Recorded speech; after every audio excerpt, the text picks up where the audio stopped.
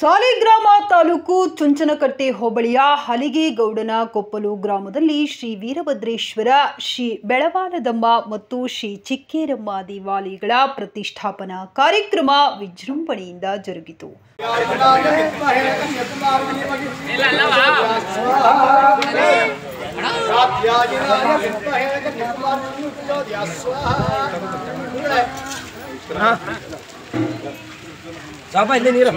ಈ ಸಂದರ್ಭದಲ್ಲಿ ವಿಧಾನಸಭಾ ಸದಸ್ಯ ಡಿ ರವಿಶಂಕರ್ ಅವರು ಭಾಗವಹಿಸಿ ವಿವಿಧ ಪೂಜೆ ಮತ್ತು ಕೈಂಕರ್ಯಗಳಲ್ಲಿ ಪಾಲ್ಗೊಂಡರು.